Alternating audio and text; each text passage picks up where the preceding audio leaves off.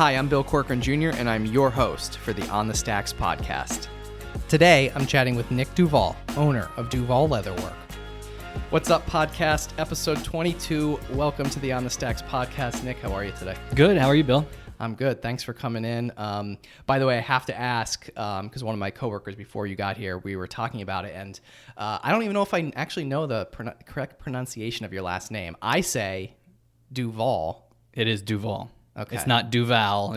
Good. All right. It's Duvall. Because that was the debate. So sometimes Duval will be the single L version of Duvall. Okay. So my lineage goes to 1650 is when my first ancestor arrived in America.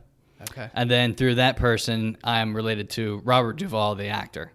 So that's where that lineage comes from. And then the Duvall part is a little bit different than the Duval. Okay, because, prior to you showing up, he was telling me about some actor or actress. I think it was an actress, and I think he was saying her last name is Duvall. I could be totally There wrong. could be, and some people pronounce it differently. So, Yeah. but it is. I mean, it's Duvall. Duvall. So I won. I won the bet. You won. Thank God. Good job. And I did not pay Nick to say that. That we're pronouncing his name incorrectly or incorrectly. So I'm glad we got that out of the way. But let's talk a little bit about your history. So you're not from NEPA. No, I'm not. And first of all, I'd like to thank you for having me here today. It was, kind of an honor. I know the show and I know a few things about it. And when you asked me to do it, I was like, sure, why not? I mean, I think that any kind of learning who people are, what they do, why they do it is an interesting facet of life. And I personally am interested in other people's stories, and thanks for having me. Absolutely. To answer your question, I am not originally from northeastern Pennsylvania. Okay. I moved to Wilkes-barre when I was 19 years old. That would have been 1999.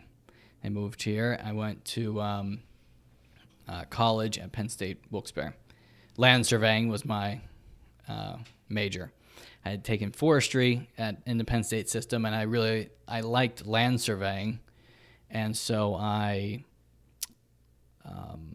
changed majors, and this is the only place that they teach it in all of the Penn State system. So you went to the Penn State campus where you're from? Yeah, at Montalto. Yes, Montalto is a forestry academy. That's Penn State's forestry program, and in forestry we had land surveying, and again I liked it, and so that's why I came here too. So did you have to transfer here to finish the degree? Is that why you actually came to this area? Yes. Yep. Interesting. So that's the only, that's one of the majors that they focus on and teach there is land surveying. Okay. And so I graduated from school and got a job in the engineering world, land surveyor, worked at it 4 years. I hated my job. It wasn't for me. I've always been a creative person. I've always worked with leather and done the things that I do now.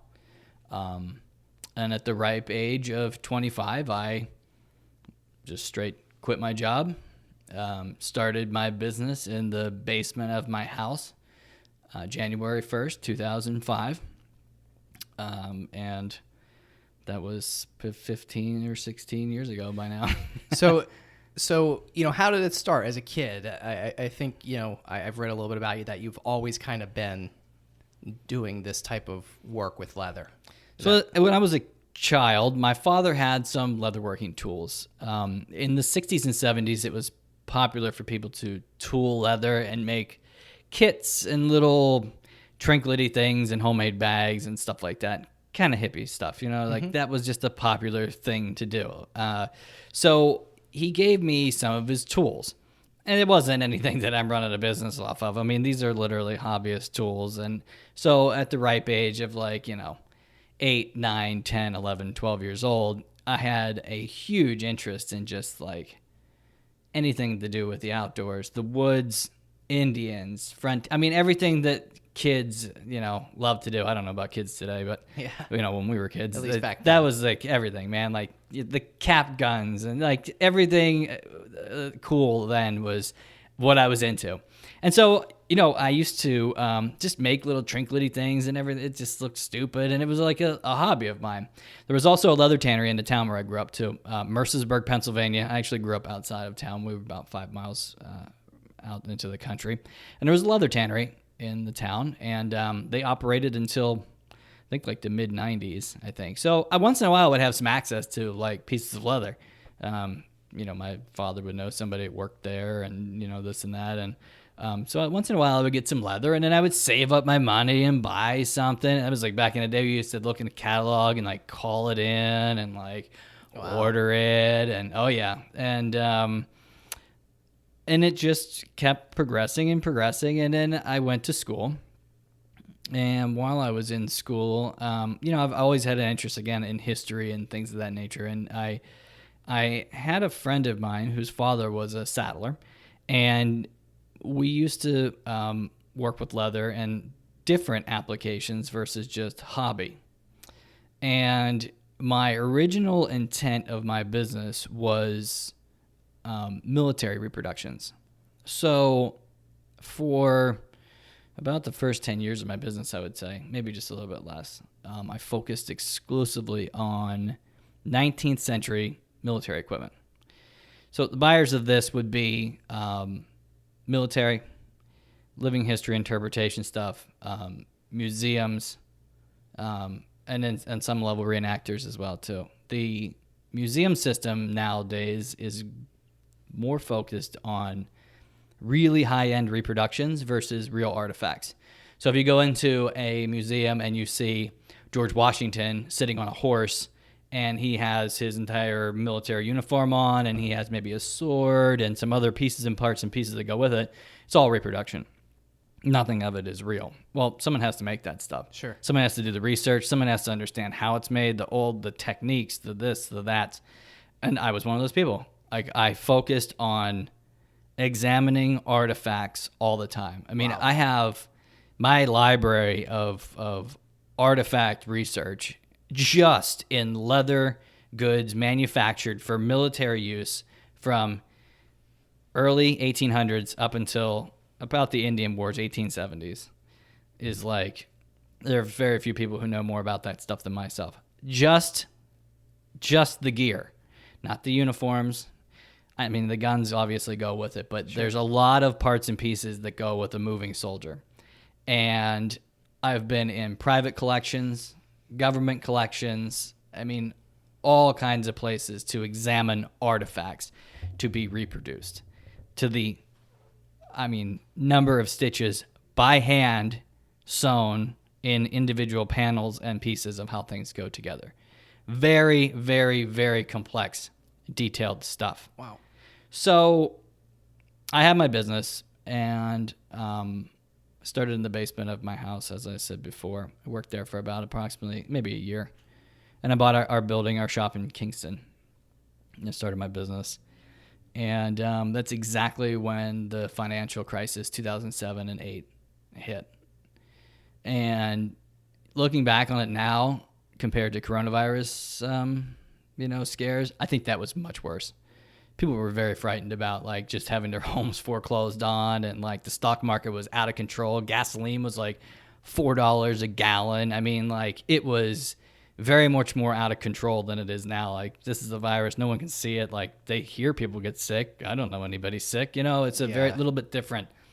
You had a paid staycation for 2.5 months. Bonuses. Really. Yeah. I mean, and so the 2007 and 2008 were not like that at all. I mean, it was much, much more dismal. And so I'm making obsolete military equipment to a very select group of buyers through some of the worst economic times in, modern history that we can remember. And so it was very challenging to run my business and just be like, keep it going, keep it going, keep it going. And it got into about like 2010, 11 that I was starting to have had enough of that kind of work. Everybody with whatever they do comes to a point where they just get tired of it. And I just got tired of that kind of work. I got tired of government contracts that were just like, they never spent the money until it was the last minute. So it was feast or famine. And it was just a lot of work. I mean, making products like how they were made in the mid-19th century, this is before sewing machines were barely even invented. I mean, everything is sewn by hand. Every detail is hand sewn, period. Like, you can't even cheat that. Yeah. So it's a ton of work. And I just got tired of it. And so my cousin, who lived in Texas at the time, Arizona and Texas, he was like, you should see some of these websites. It's like, these hipsters are selling this and they're selling that. They're like, just selling these belts for like $200. I'm like, I could make that drunk. Literally. I mean, it's so basic. I'm like, like this is laughable. Yeah. That they're commanding a price like this for something that basic. So I really just got the gears in my brain thinking, I'm just like, why not like start to make some modern products? So I did, and it was still a little bit dismal in the beginning, and I still kept up with my historic stuff, and we went a little bit further and further and further.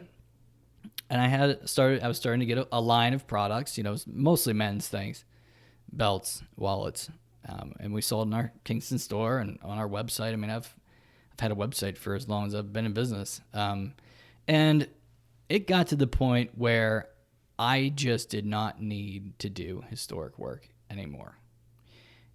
And I decided to 100% quit a whole product line. So, it would be like if you guys printed and all of a sudden you're like, that's it, we're making Gatorade. I mean, you're still making something. You still got to print the label. You still got to do a couple little things, but we're going to do something completely different. And my customers were very, slightly disappointed, but it was for the best. And so we just started making more stuff, designing more things. I really got into doing art festivals, show after show after show, town after town. I mean, I was on tour going through these freaking towns and just this next place and the next place. And it allowed us the cash flow and the movement of products and stuff that we just couldn't seem to get traction in Kingston with. And then maybe a year or so later, I started to really focus on developing my purses and handbags. And that took off like crazy. I mean, and it got to the next level and the next level and the next level. And now a major part of my day is design work. What the next bag's going to be. What are the hot colors for this fall? I went from being somebody who made, obsolete military equipment to fashion, essentially. Yeah. And it allows me to be so much more creative than when I used to do military gear. Because military gear, you go to a museum, you look at it, you copy it exactly. It had to be done to spec. It's exactly what it has to be. Make the pattern. It has to be the right type. It has to be linen thread. It has to be particular type tanned leather. Like every detail is just like, it's very hard to find this stuff because it's obsolete. They don't make it anymore, period.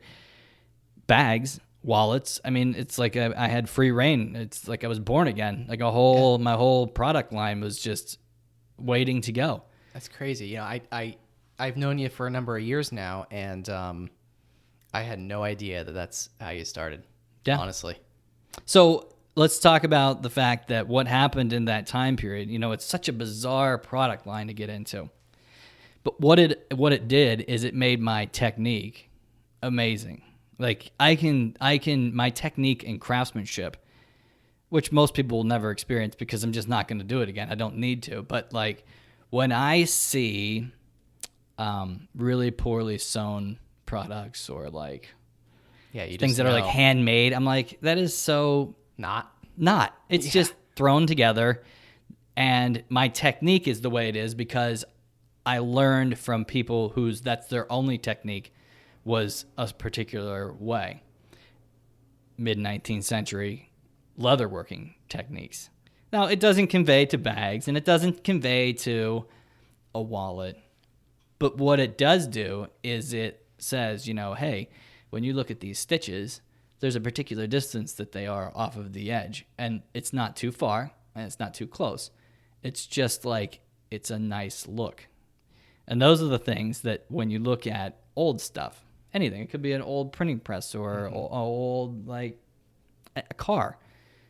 They did things just slightly differently than we do today. More attention to detail. Exactly. And so when you can convey that little bit of detail into a tangerine colored handbag, which has talk about nothing like a Civil War cartridge box, it just adds that little bit more detail.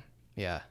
Yeah, so let's talk about these bags you brought in. I mean, like, I didn't know what to call that color, but clearly it's called tangerine.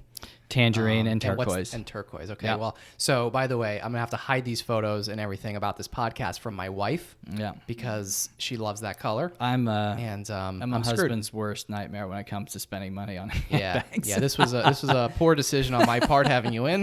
We're going to have to cut this episode.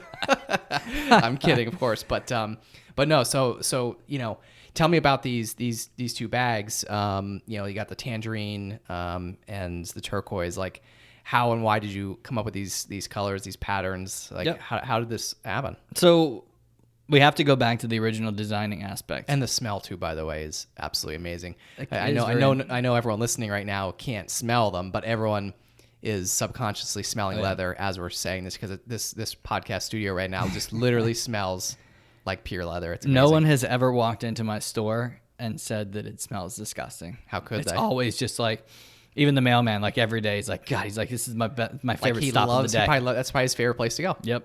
It really does have an intoxicating smell For sure. that people absolutely love. Yeah. So tell me about the colors. So we got to go back to the beginning. So when I started making anything, it's always blacks and browns. Black wallets, brown wallets, everything's, the colors. So last year, I decided that I was going to start really releasing some bright, colorful leathers. They make the stuff all the time. It's always available to me. I just need to go through my color swatches that tanneries send me and look and see what I can find. So I came up with a handbag line that we call the boucrière. The boucrière is French for beautiful leather. So this is our boucrière line. The boucrière line changes every season. So this is our spring and summer bag. We have it in 3 colors and 3 different styles. So I chose these 2 colors because they just are super flashy, super summer, and they just look amazing. It's hard to believe sometimes when you see this stuff that it's made right in your hometown. Yeah. Like, I mean, this bag is as nice as something you'd go buy at any department store anywhere in the world. Absolutely. And quite frankly, I work on enough Louis Vuitton bags that even on some of the levels of that stuff, it's like these bags are far superior to that. It's just that I don't spend, $4 or $5 billion on marketing and suing fake knockoffs and all the things that come along with it. So do these colors come this way? Yes. Okay. Yep. So all leather comes into our shop as either sides, full hides, or pieces somehow of what it is. I buy it based on the color from either brokers or the tanneries. Brokers are people that deal usually in South American leathers. They come from mostly South America because some reason you just can't directly buy from there unless you're buying huge amounts. So these kind of things come from there, but then our wallet leather we deal with tanneries. Our belts we buy right from the tannery.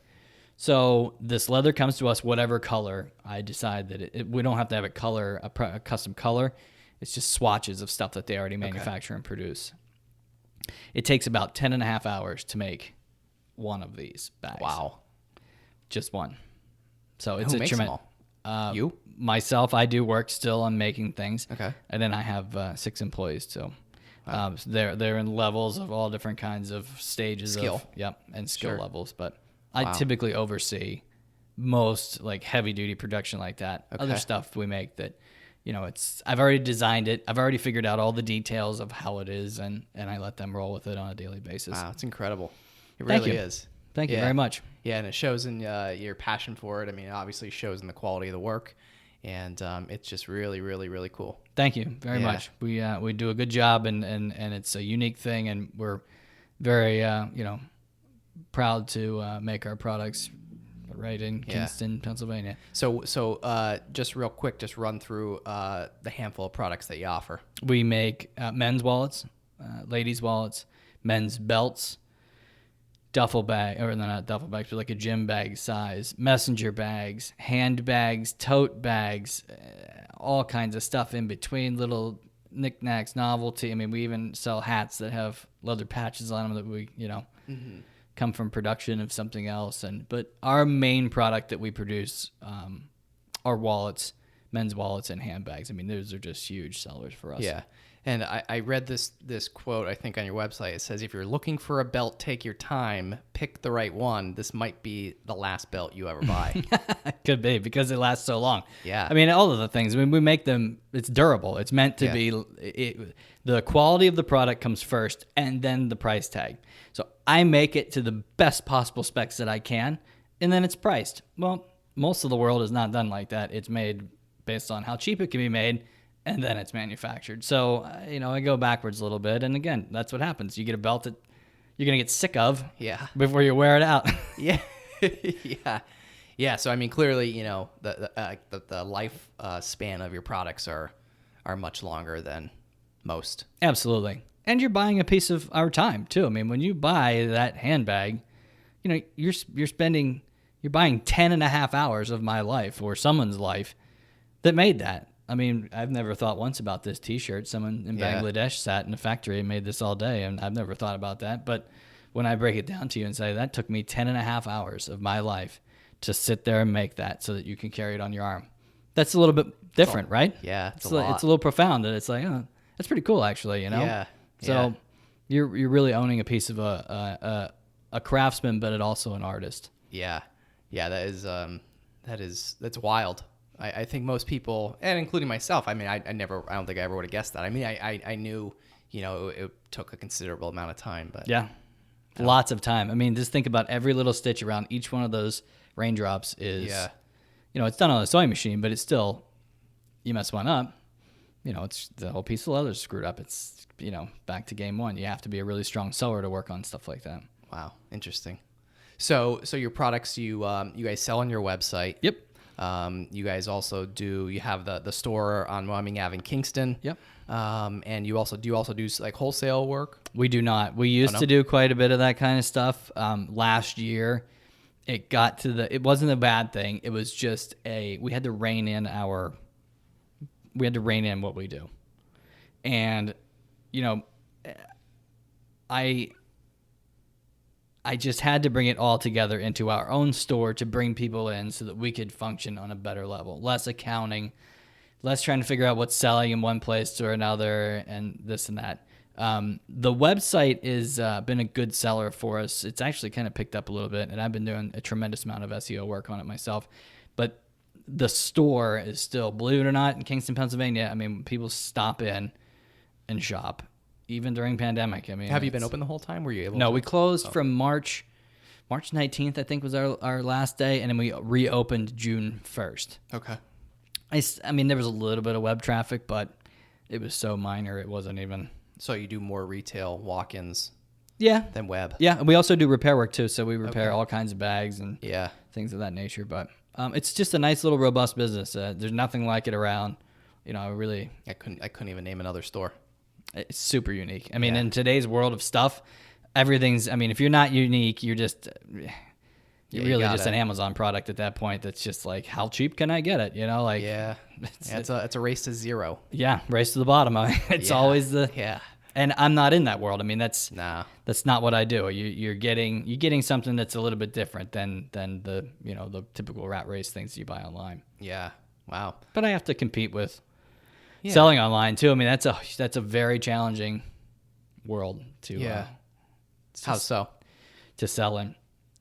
Every time you trying to get first page, second page, third, even sixth page Google listings. It's impossible. You can't fight with the Macy's and Cabela's and things like that of the world. Sure. And so you try your best to put the right stuff into the website that needs to be there, and it does work. Yeah. How about social media? Does that work for you guys? It does. You know what social media does is it creates desire. I don't sell straight up. No one just buys a bag off Facebook. They look at it 100 times, and then their husbands find out about it, and then it's Christmas, and then it's birthday or Mother's Day, and then boom. And then they get it, and then they want the matching. I mean, it's a desire thing. It's just like, why do we have to have a nice car? Or, guys are the same way. A watch or a gun or like whatever men. Yeah, sure. Handbags, though, are very, very desire, especially something that's unique. Yeah. I mean, and then you start getting with it's a Duvall bag, and I mean, you just can't go. Anybody can go to the mall and buy a bag.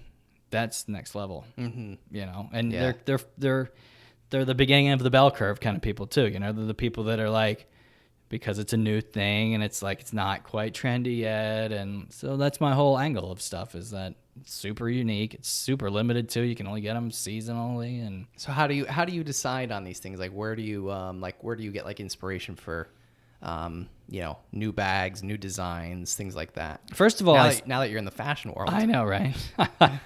Obsolete military equipment to fashion. Yeah. Color-wise, I typically use simple, like Palatone colors of the season, like what they're predicting is going to be hot. So I'll use that as a baseline for anything that's maybe coming out. I'll definitely use a few fashion blogs that I read. I don't hold that stuff too. I don't think those are normal people. Those are not Northeastern Pennsylvania people, but there are some details sometimes that are cool that you can incorporate into things. And other times too is I just get away from work. Like I just get away from all of it. And I've come up with some like fantastic ideas just not being in the mix all the time, just hiking or just everyday life. Yeah. Shooting or cooking or, I mean, even just meditating, doing nothing. Like I really just bring it together sometimes. Yeah. But you can't be working. You can't be constantly on the grind. You know, I try to come up with ideas. It's impossible. No, absolutely impossible. No, I agree. And you know, a lot of my ridiculous ideas or good ideas, you know, could just the same thing, kind of just come about like whenever, like on the fly, least expected. Yep. And pandemic was fantastic. Yeah. I mean, I had 2.5 months of just like silence. Thinking. Yeah. I mean, I worked in my shop. I fixed this. I reinvented that. We reinstalled this whole new inventory system. It's like, it's my genius invention of the year is this stupid inventory system that no one else in the world would care about at all. But for me, it's just like, it's so seamless and anyone can do it. And now I don't have to. So that allows me to think about my bags a little bit more. Yeah, I think that's what happened with a lot of people, a lot of businesses, and a lot of business owners during the shutdown is a lot of people, you know, were able to really work on their business a little bit more and absolutely fine-tune things, make things better. And absolutely. So you got the inventory system. That was, one of 600 projects that I, yeah. You know, I'm a small business owner. I always got 1,000 things going on. Always something. I have to allow myself to have the freedom to not be at work. And it's not because I'm being lazy and don't want to work. It is because I have to think. And thinking is a hell of a job. Most people don't. Yeah. And it shows when you walk around usually. I mean, you totally. Can. So thinking is, it's a full-time job.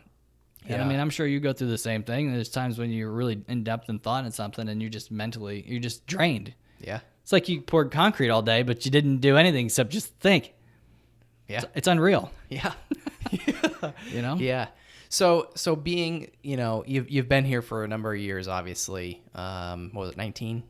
20 years. It was pushing years. 21 years here pretty soon. Yeah. So, you know, what is it about this area that you like? You moved here, you stayed here. What's your favorite thing about NEPA?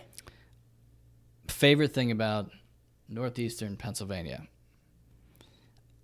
I genuinely like how I can get enough city vibe that I don't have to be in Lower Manhattan to get that vibe. And then I can also drive, 30 minutes outside of here and be in some super remote game lands or anywhere in Pennsylvania, forest. And then be right back to it and not have to, be concerned if I'm going to run out of gas before I find a gas station. It's 600 miles in one direction or blah, blah, blah. So, my number one favorite thing, I'm going to have to say my wife because she's from this area. So there you go. Yeah. So you met her here? Yeah, met her here. And that's why, I wouldn't say it's why, but this is a great place to conduct business. Yeah, I wouldn't have half of what I had if I was in a major metropolitan area. For starters, I would never even be able to afford the building that I bought, period. Yeah. I mean, it's just, second of all, there's a workforce that is perfect for what I do. It's just light scale manufacturing, industrial sewing.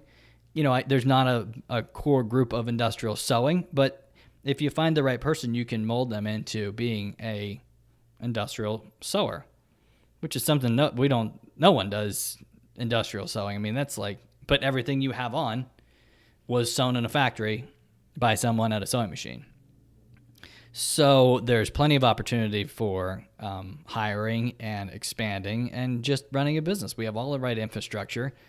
Now the pandemic stuff, I mean,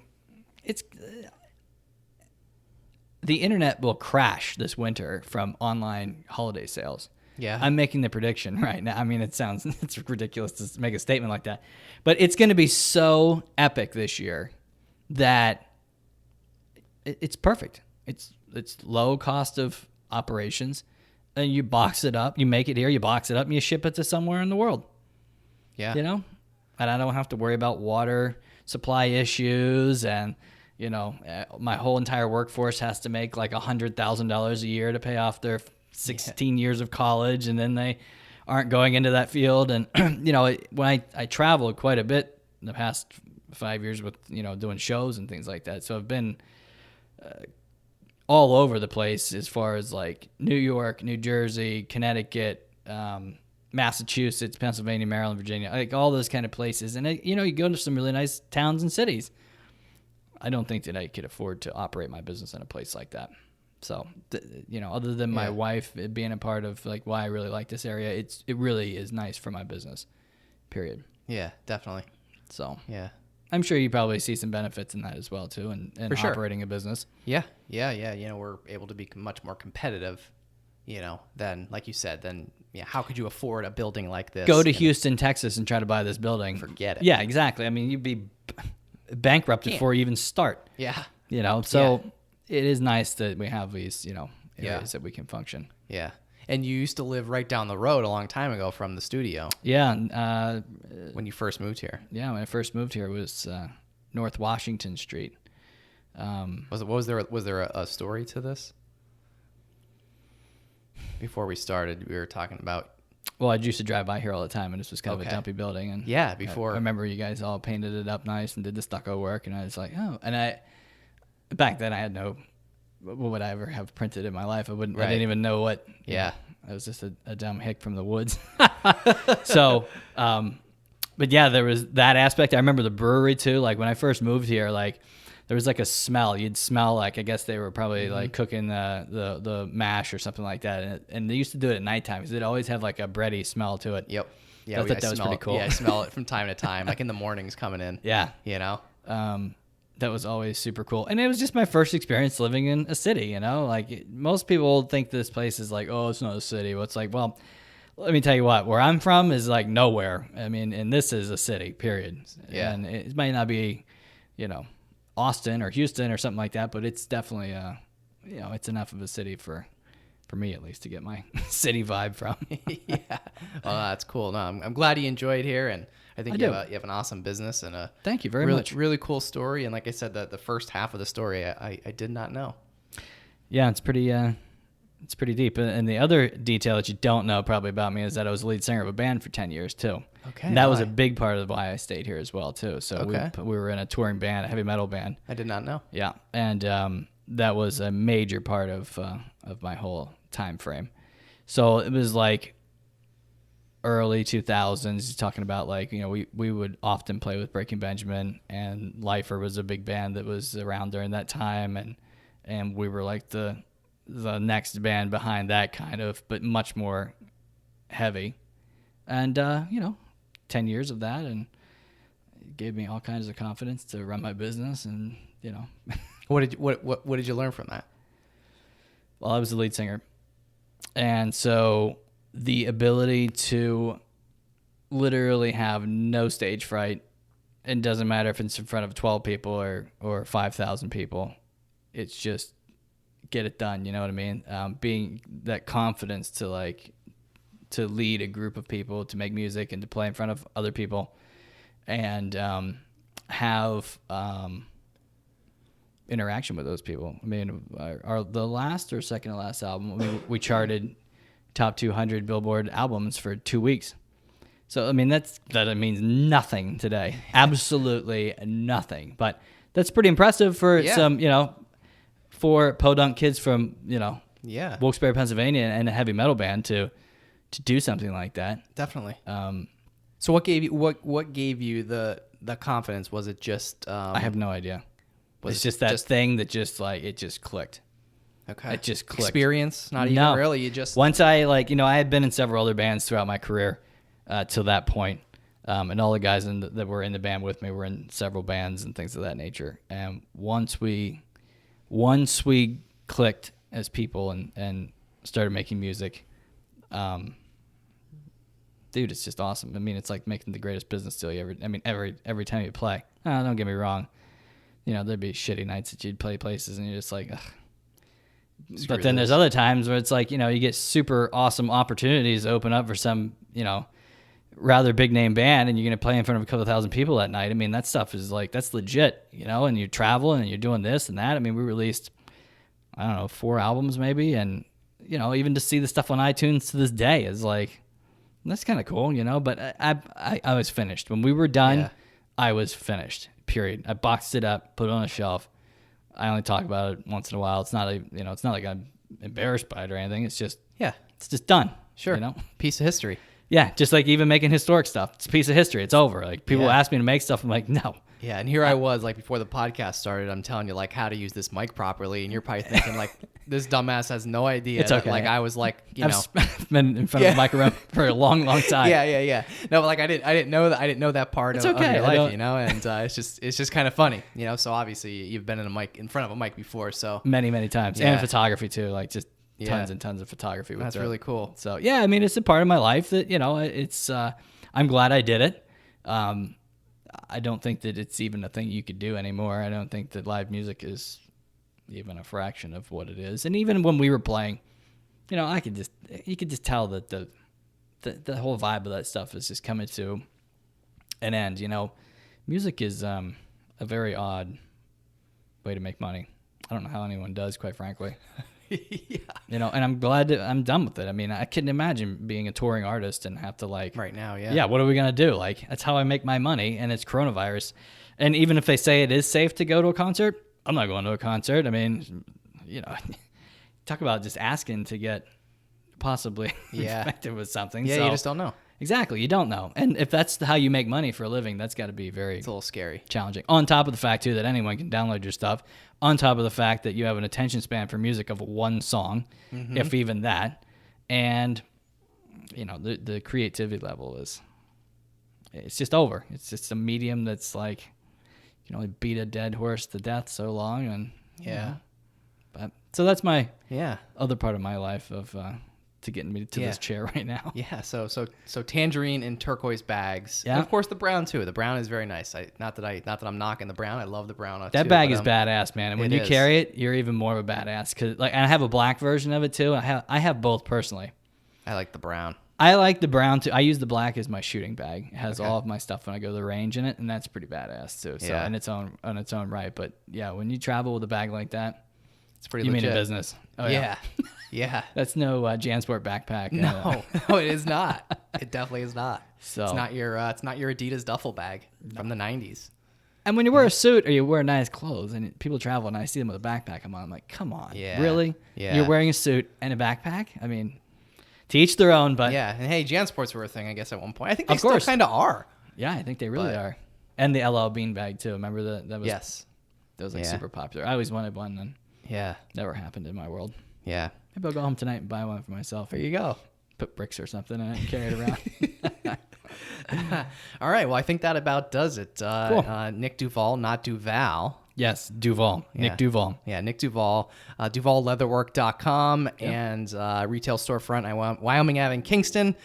Nick, thank you for joining me on the Stacks podcast today. Thank you, Bill, for having me, and everyone have a good night. If you'd like to learn more about the On the Stacks podcast, be sure to search the hashtag On the Stacks on Instagram, Facebook, and LinkedIn. If you enjoyed this podcast, please subscribe and leave a review. We'll catch you next time on the Stacks.